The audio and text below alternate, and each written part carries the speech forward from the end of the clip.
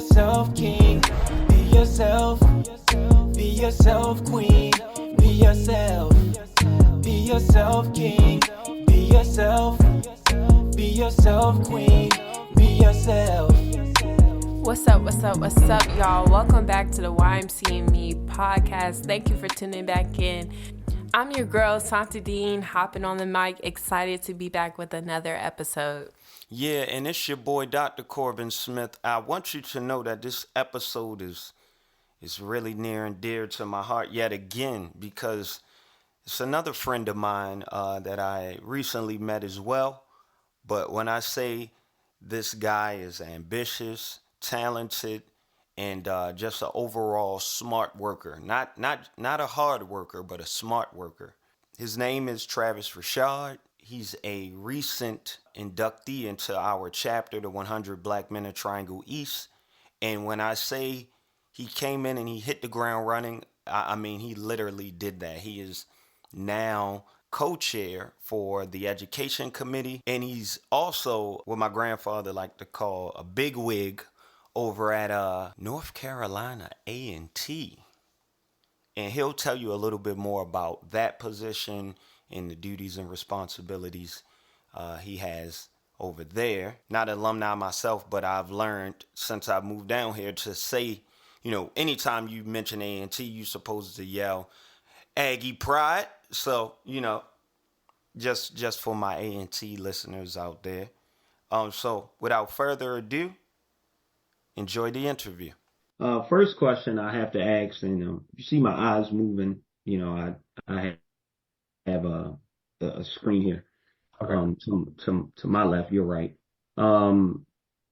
First question I have for you is, can you tell us about your background and what inspired you to get involved in youth and young adult mentoring? That is a great question. It's a question that I get a lot. I was raised in a single mother-parent household. I am the first person in my immediate family, to graduate high school and college. So going to college for me, it was important for a few reasons. One, being from such a small town, not seeing people go off to college for one. And two, it was an opportunity for me to create a space and an avenue for people like my nieces and nephews who would come after me. And during that time, I got involved in mentoring. I actually joined Collegiate 100 as a college student. So that was my first opportunity to really have some hands-on experience with mentoring. Fast forward to years later, I'm working in higher education. If you would have asked me, 15 years ago now, I've been in, would I have been the director of financial aid of scholarships and just working with college students? The answers probably would have been no, because that's not something that I thought I was capable of. It wasn't a passion that I had at that time. So just reflecting back on my journey as a young Black male coming from a low poverty, high crime environment to where I am now, it keeps me involved and engaged with not only college students, but our K through 12 students too, right? We won't have college students if we can't get them through K through 12. So it's those types of memories that serve me and help me keep going in the role in which I am now.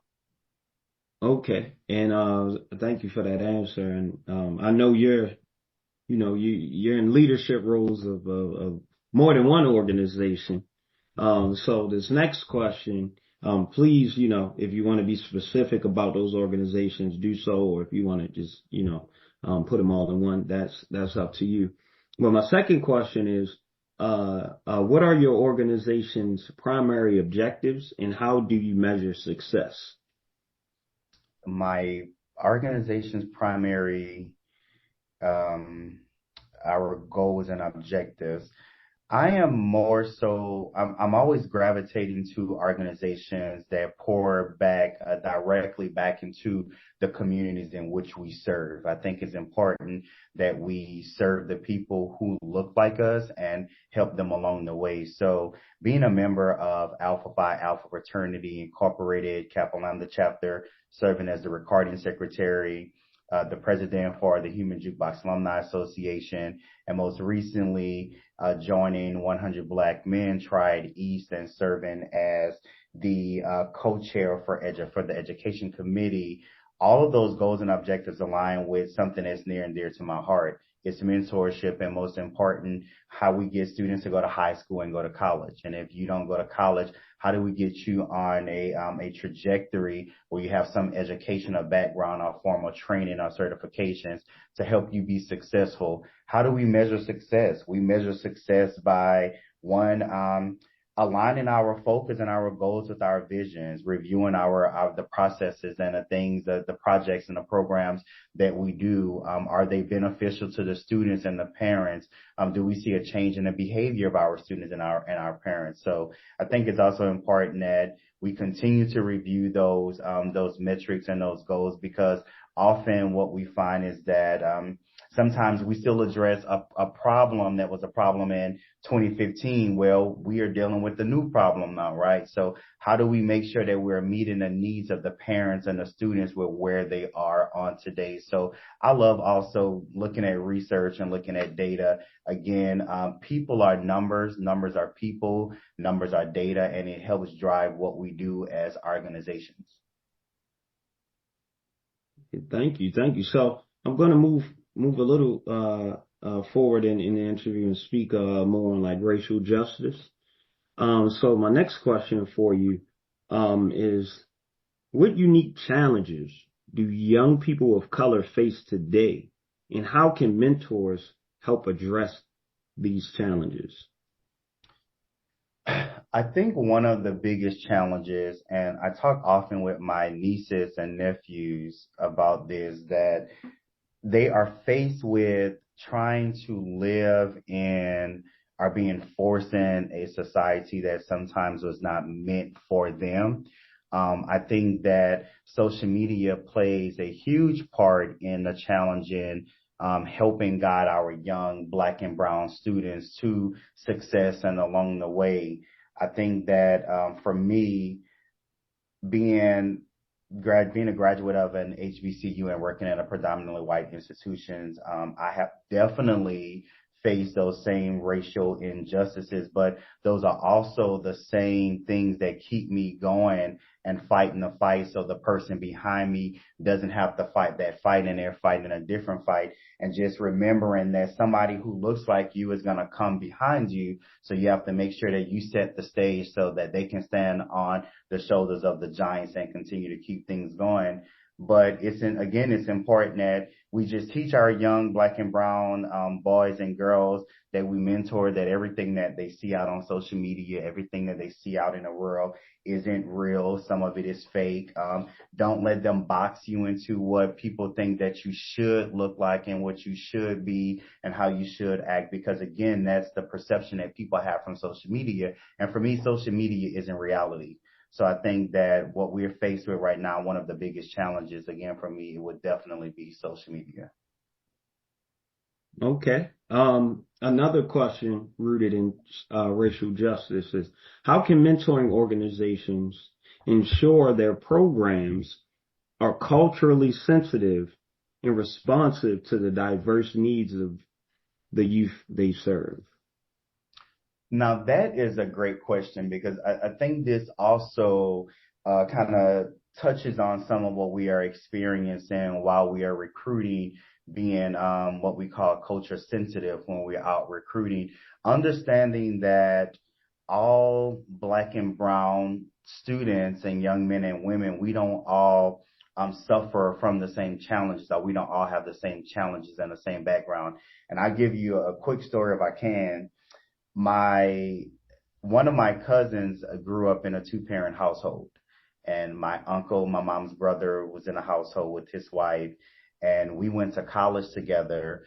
And we were in a space, and one of the ladies kept referencing, because it's unfortunate when you grow up in a broken household, and we know, y'all that come from single family households, y'all need these resources. And she continues to say that, we didn't pay it any mind. So she came around and she said, she pointed to my cousin and she goes, well, what about you? She said, how was it growing up in a single parent household?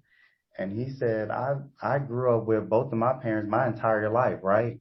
So it's just, again, it goes back to the previous question where it's a perception that it's perceived that as a black man, I didn't grow up in a two-parent household. So I think, again, it's important to know the people that we're serving, researching those people needs that we serve. And again, understanding that we all don't come from the same background. And it is important to be culture sensitive because there are things and needs of our young black and brown students that we must address. And in order to address those needs, you have to be culture sensitive. I think as a topic and a conversation that is much needed in the black community. And I think it's something that we shy away from, and we make a presumption that all of our black boys need this. So we're going to take them down this avenue versus creating different avenues for them to explore different options and be diverse.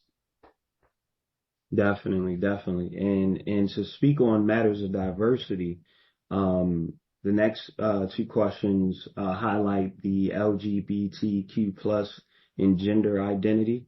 So my first question would be, how do you create a safe and inclusive environment for LGBTQ plus youth within your programs? Now, that's a great question. I don't know if you talked to my line brother before we got on call, but I had a meeting with my line brother regarding something different. And this topic came up as we were talking about politics. But again, it's creating that welcome and open space and not making a presumption that because I see a black man or a black woman, that person is a heterosexual, they identify as heterosexual, or he, him, his, and things of that nature. So again, allowing them to be comfortable, allowing them to be themselves, allowing them to be in the space where they can be productive in those spaces as well. I think that when we create spaces that makes people feel uncomfortable, it also stunts the growth of that person as well. And it sometimes make them shut down, and we don't get to see the full potential of that person. So for me, I welcome all people from all walks of life. I'm here to serve all people.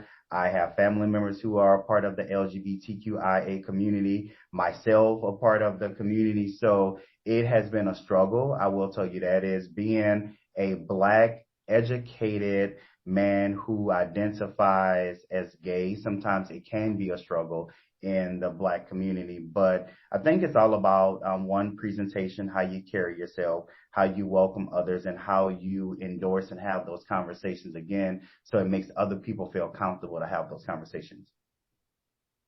Thank you for that question. It was a great answer, and I appreciate it.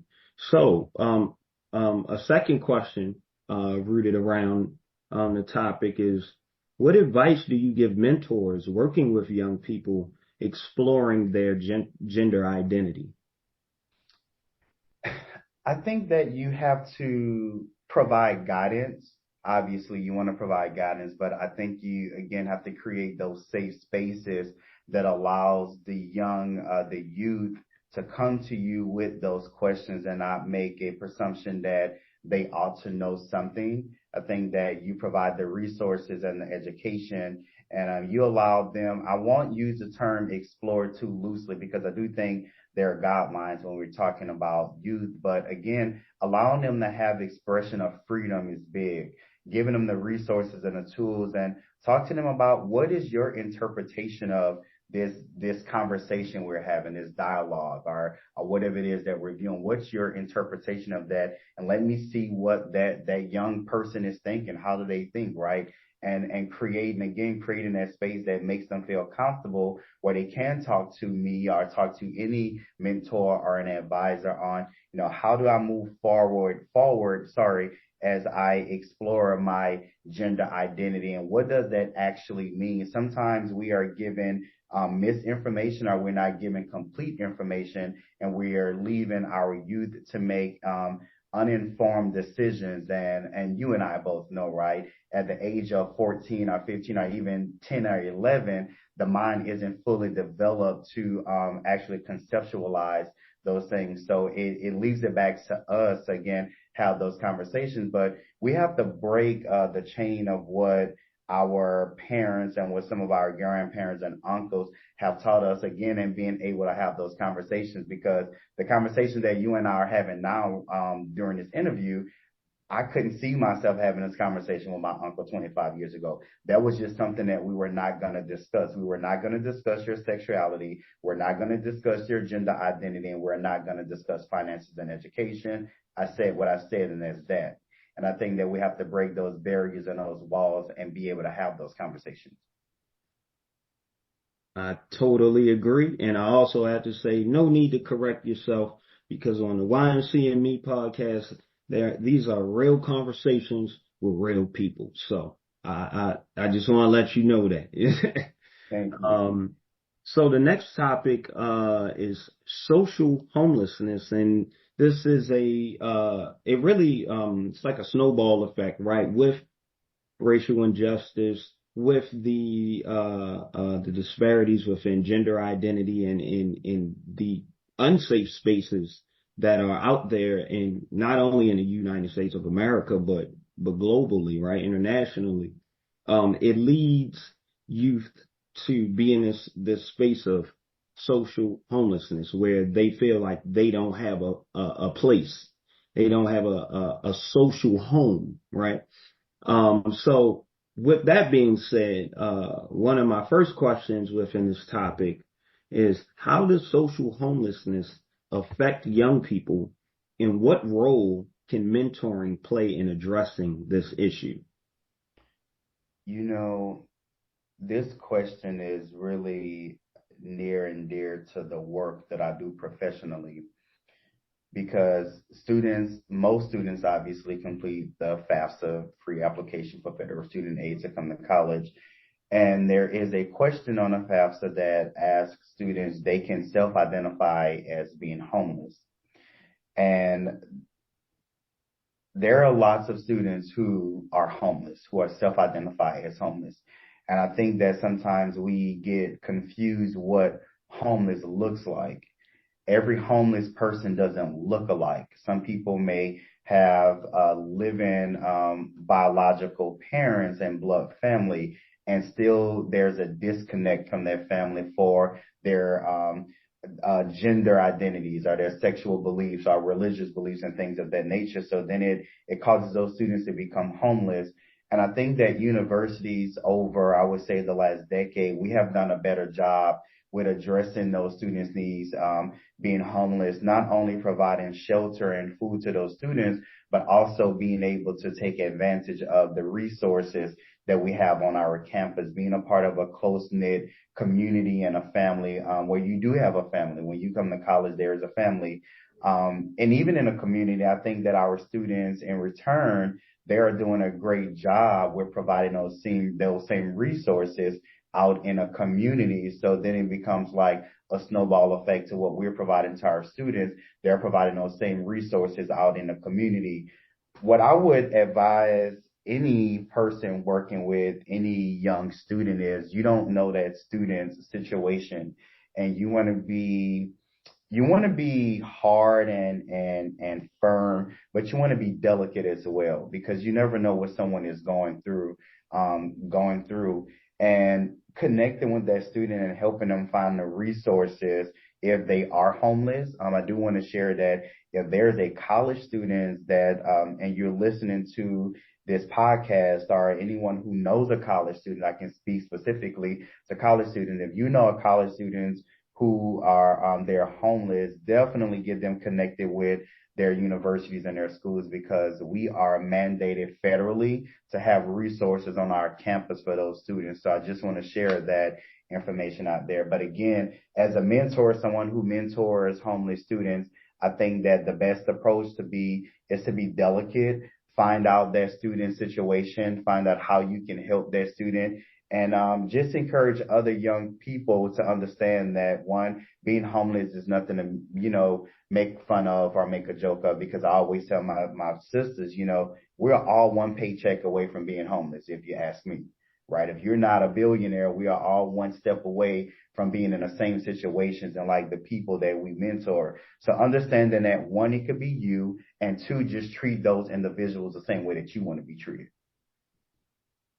I love it. I love it. And I had a second question, but you answered it with the colleges, with specific programs or initiatives you have in place to support homeless youth. And you said it. You said, hey, if you're a college student, Yeah. you know any college students, let them know that their universities are federally mandated to provide resources. So thank you for that.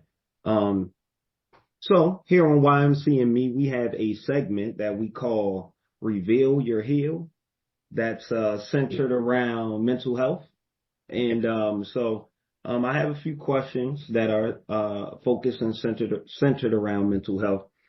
And the first question I have for you is, because you brought it up, so I definitely want to speak on it, is can you discuss further the impact of social media on the mental health of young people? Oh my God. So I take social media breaks every so often. Like I'm off of social media now. I'll take a 4 or 5 month break. I come off of LinkedIn, Instagram, Twitter, X, Snapchat, Facebook. You need to be able to have that balance. I think that over the time, social media has really allowed people to really post anything, right? I mean, the ideas and the concepts that our young people are getting from social media, there's really no restriction on what can be posted to social media. And God forbid you have a young mentee who lacks the proper guidance in the household, and it's not intentional, right? My mom had 2 or 3 jobs, so it wasn't intentional that she wasn't there. She was just fulfilling her role and her duties as a parent. And I often think about how would I have turned out if I had social media growing up as a young teenager. My sisters, they struggle with this battle day in and day out with social media, from, the bullying to the harassing and the threats and the things that they send on social media. And again, the things that we see on social media. Ocho Cinco did a podcast some years ago, and the interviewer asked him, he sat down, he had on all the diamonds and the bling bling, and the interviewer asked him, well, man, how much this jewelry you have on, how much did that cost? And I can't remember the dollar number, but let's say he said, oh, man, I paid like $200 for this. And he had a lot of jewelry on. And the interviewer goes, oh man, stop playing. You didn't pay $200 for this. And he said, man, it's not real. This cubic zirconia. And the interviewer started laughing. And Ocho Cinco asked the interviewer, have you ever seen a $1 million diamond? And the interviewer said, no. And he said, so why would I wear $1 million to impress you and you don't know what it looks like? And that's what I share with my nieces and nephews a lot, that you're looking at this stuff from social media from the lens of a teenager. You don't know what the real labels look like. You don't own any of this stuff. Be yourself, be who you are. We welcome you to be who you are. We accept you as who you are. So don't allow social media to turn you into something you're not. Our young students, they're trying to live this glamorous adult life that I just can't imagine. And I couldn't imagine, still can't imagine trying to live this 30-year-old life at 15. Man, I was still outside playing with my friends, and summertime get here, we playing with our super soakers and sitting on the trunk of my mom's vehicle, talking until 2 o'clock in the morning, just having good, genuine fun. So I can't imagine being a young teenager and having the pressure that they have to be accepted into this society based on what social media say you should look like and what you should have. And all social media does for me, it has its perks to it, but for the most part, what it teaches young people is that if you have it, you belong. If you don't, you don't belong. And some of us as mentors and parents, we don't do, or we could do a better job, shall I say, with just letting our young people know that it's okay if this person doesn't have this. It's okay if this person doesn't have a heart on his shirt, or his heart isn't the same size as your heart, or he doesn't have a Nike on, a check on his backpack. It's okay if he doesn't have those things. He's not less than. So I think that as a mentor, it's important to teach young people the balance between social media and also how to differentiate what's real and what's fake on social media. Social media can be really good if it's used the right way, but I do think the content that I have been seeing lately, it's mind blowing, it's mentally draining and taxing because we don't determine what we see on social media anymore. Social media determines what we see on social media now, and it's not a good climate to live in. So again, I'm more of a realist, and bringing us back to reality and just having those one-on-one connections with your mentees, where I am your social media. So talk to me. Like that. I like that. I am your social media.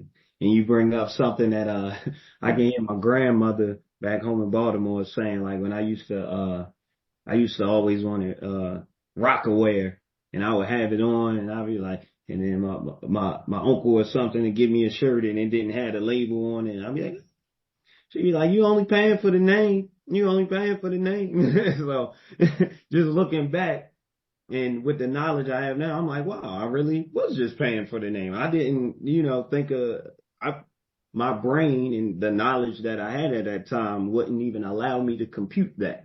Right. So. Let me tell you, man, I looked at some pictures of me and my cousin, and we are maybe 9 or 10 months apart from one another. So our parents always dressed us like we were twins. Mm-hmm. And we laugh at these pictures where we had on Eddie Bauer and these silk shirts that they used to wear back in the 90s, especially on Living Single, how they used to dress. Mm-hmm. We will look at those pictures. We look back at the pictures now and say, man, we used to cry the way Eddie Bauer, not realizing even Eddie Bauer was a thing then, mm-hmm. right? A lot of people just wasn't wearing it, but in our community, the only thing, you wore, it was Jabot, Fubu, and Jordan. Mm-hmm. And if you didn't have those three things and a Mercedes-Benz, if you didn't have those things, anything outside of that wasn't acceptable. It was cheap. It wasn't a brand. It wasn't anything. But again, going to college, connecting with like-minded individuals like yourself, realizing one, that it's not about the cost of something, and two, those are not the only branded things that they have out there. So just being welcoming, being open, and just diversifying your selection of items. Mm-hmm. I agree. So my second question, many young people, and probably from what we're talking about, right, have experienced trauma and other things, right? Not just social media, but just life in general. How can mentors be trained to recognize and respond to trauma in a way that promotes healing and resilience? That's good. Understanding one, I understand that everyone won't receive information the same way. I understand that everyone's mental is different, and I understand everyone can't handle the same direct type of conversations. There are certain conversations that I can have with one nephew where I can be, spot on. That's how I handle him, and that's how he handles me. And there's another nephew where I have to take it piece by piece and bit by bit, and I have to allow him the space and the opportunity to share and release that information with me when he's ready to, and I don't want him to feel pressured into having those conversations when he isn't ready to have those conversations.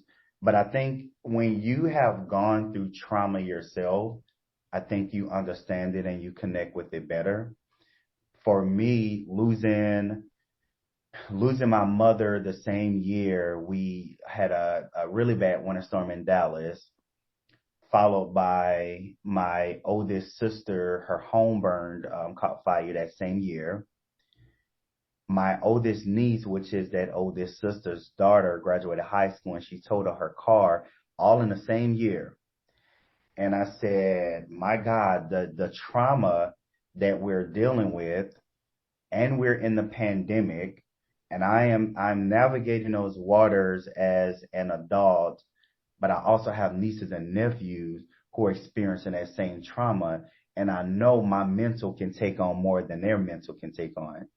So One, as a mentor, I think that it's important that you get the necessary help that you need to be the best mentor, because though we take on a lot, you can only take on so much, and you can only provide so much good guidance and good information if you're not healthy yourself.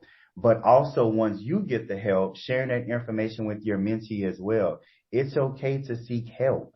It's okay to get help outside of me. That's normal. And I think that we do have to begin to normalize that in the Black and brown community. I think we've done a better job, the past few years. We definitely have some work to do and some ways to go, but just encouraging and embracing us to get the help that you need. It's the reason people go to school to become licensed therapists and go to clinics and things, and just get the resources and help. And mentors should be advocates, and they should be supportive, right? You hear a lot, at least where I'm from, you hear a lot about pray about it. Pray about it. It's going to go away. But guess what? Prayer without work is dead. And it's going to take more than just prayer and work as well. You're going to need to get the help and get the resources that you need. So if you are a mentor, I think that it's important that you become aware of what those resources are.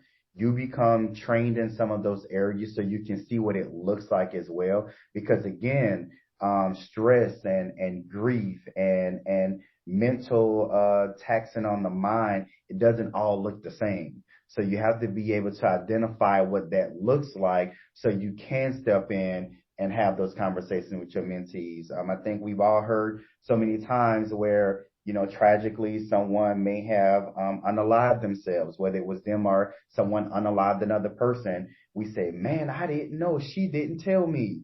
And you think about all of the things and the pressure that you probably put on this person because you don't know what it looks like. So just being able to have those genuine conversations and genuinely check on people.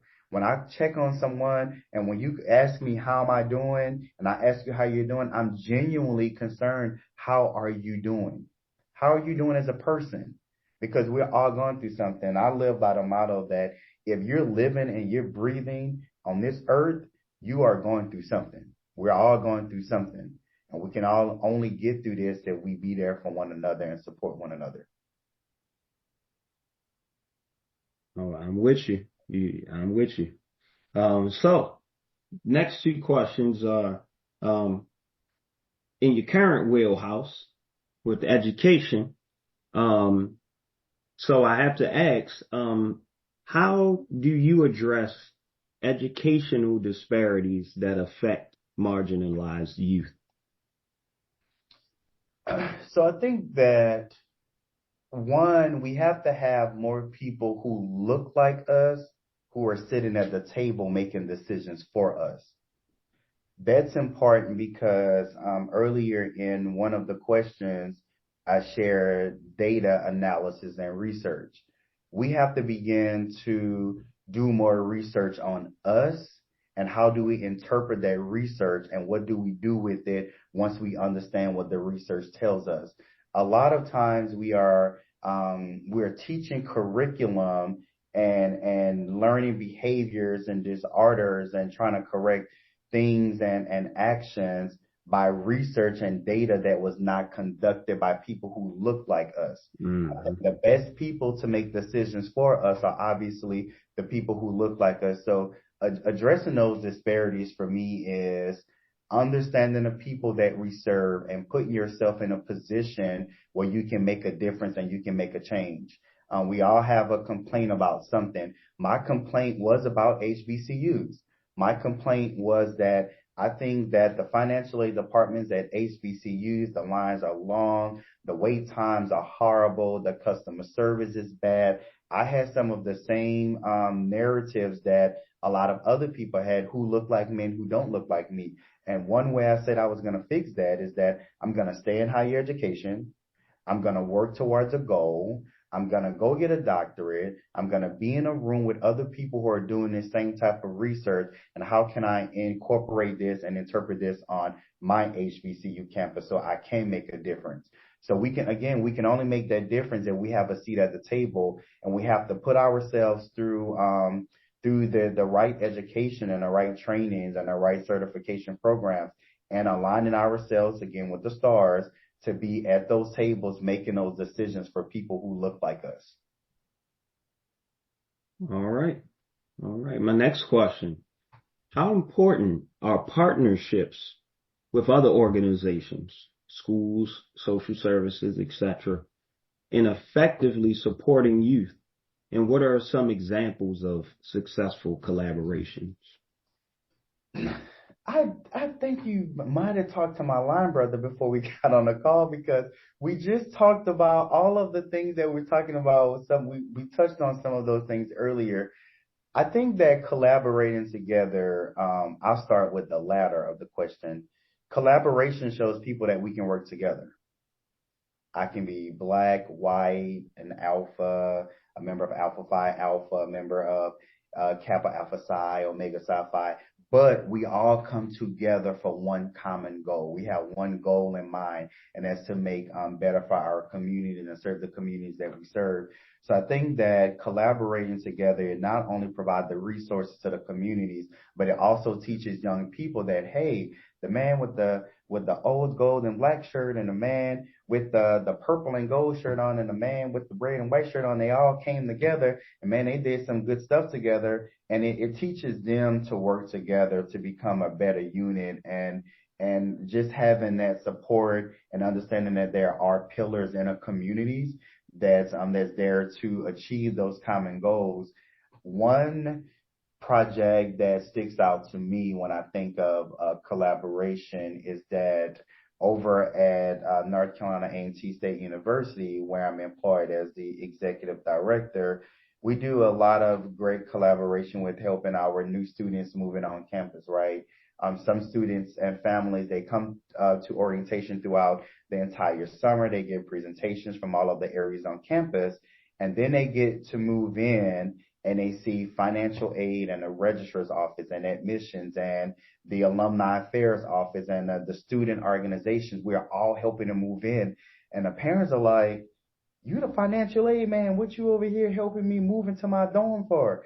I say, well, it's all of our job. This is a family. It's everybody's job to make sure that you are all, that you're well, you have everything that you need. So it's still mind-boggling to some of them when they come to campus and they see the directors. We are hands-on out there doing the same things that our team members are doing. So the collaborative effort to, just get a student to orientation, especially if they're out of state, and then get them to a point to where they actually come to campus and get them through their first semester and their second year and get them to graduation.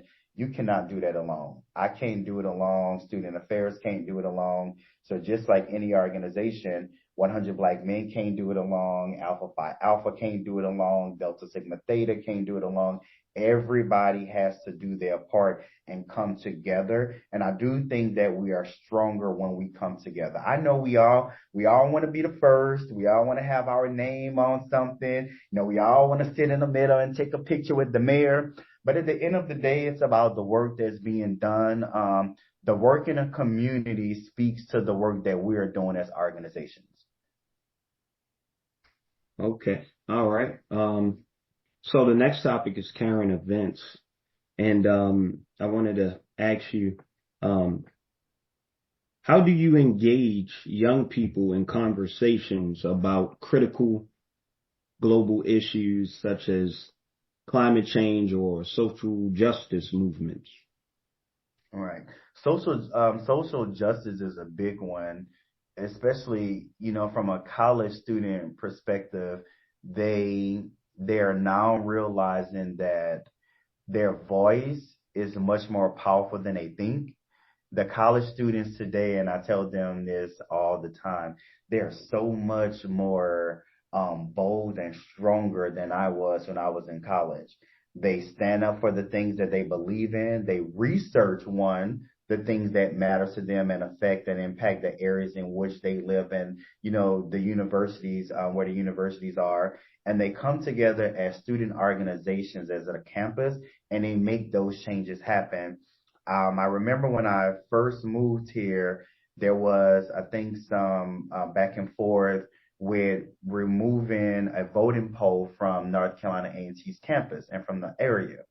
And where we are the largest HBCU by number of population. So we serve a lot of Black and brown students, and we are in an area in a low income, high poverty area is where we are. So having that voting poll on A&T campus, it not only means a lot to the students, it means a lot to the community in which we serve. And when the students fought tooth and nail to make sure that their location was it remained on campus, one of the SGA presidents, I can't remember the young lady's name, but she said, I'm not fighting this fight for me because I can drive my car and go vote anywhere. She said, I'm fighting this fight for the people right here on this campus and in this community where this is their only voting poll. So as the SGA president of the university, it's my job to make sure that we secure a voting location on this campus for the students and also for the community as well. You know, they're active in what's going on around the world, what's going on in other countries, because they realize how that impacts us as people, how it impacts the economy, how it impacts the country, how all of that intertwines. So the work that we do, all of it has an impact and an effect on one another. So those young students, they are smart, they are brilliant, they are guided by great advisors. So for the advisors who are sharing that information and that knowledge with the students, continue to do so. I know we push those narratives and those programs out on our students and the student organizations on the university, definitely with Alpha Phi Alpha Fraternity, 100 Black Men Right. Election is coming up. And one thing that we're talking about right now is voting. Get out and vote. We're not telling you who to vote for. We're telling you to exercise your right as a voter and vote. Research the information and the topics that matters to you and ask the right questions. Don't go to the voting polls uninformed. So again, our students are doing a great job with that. And I just want to give them kudos for, as my niece and my nephew say, standing on business. I love it. I love it. Now, you are a finance guy, so I got to ask this question. What are youth mentoring organizations' most significant funding challenges, and how can listeners support the work? I think the funding challenges, one of the biggest funding challenges is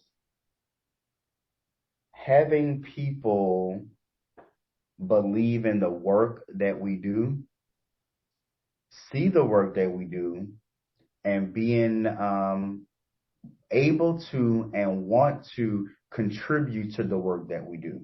Now, for me, I know it's about finance, but it's about the finances and it's about the time as well, because you have people who have finances and they don't have the time, and it can be vice versa. So when the three of those align together, I think we can get more people contributing to our organization so we can do the work. I think that we also need more people who are researching grant opportunities, other funding that can come in, donors, soliciting funds to the organizations. I tell this to my alumni association, you know, we have this conversation all the time that we have to, in my words, tap into new money. We can't keep going to the same people. We're gonna run the well dry, going out to the same people for the same resources and the same money. I'm getting the same money and the same funds, but also being open to having other people share fundraising ideas or fundraisers with the organizations as well.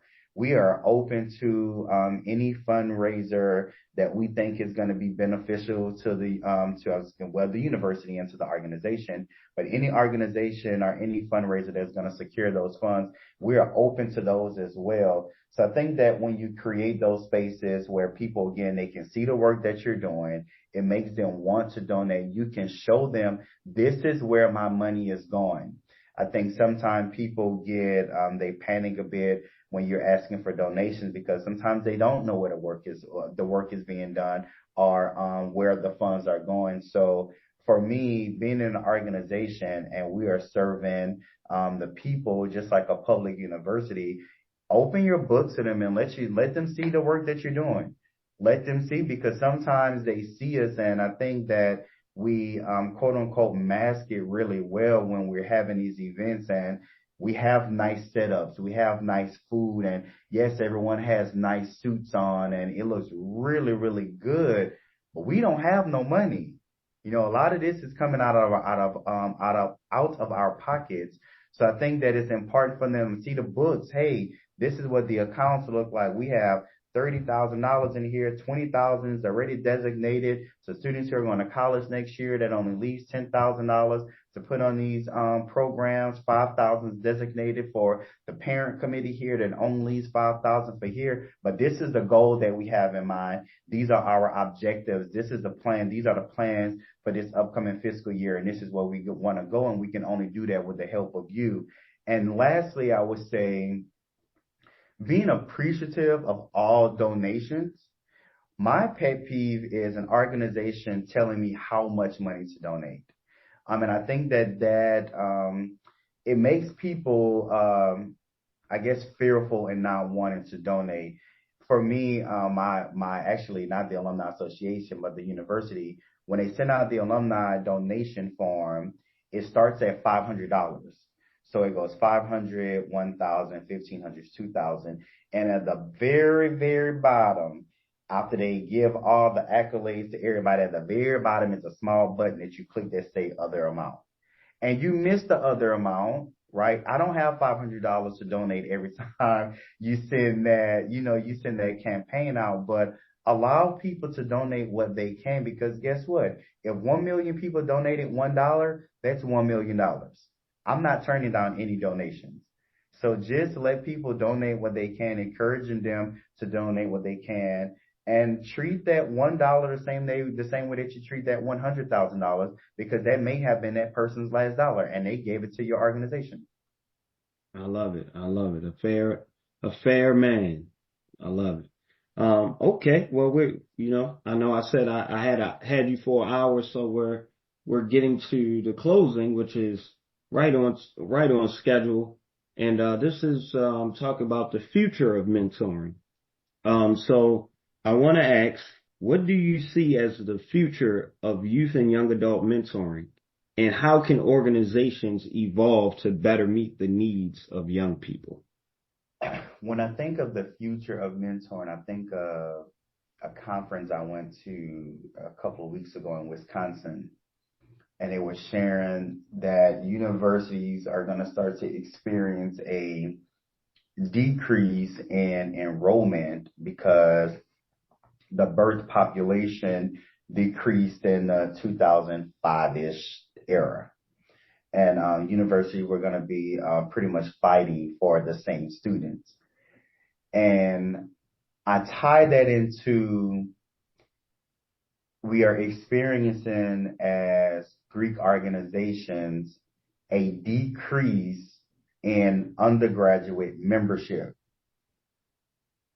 And I tie that back into who's going to do the work, because you and I won't always be here.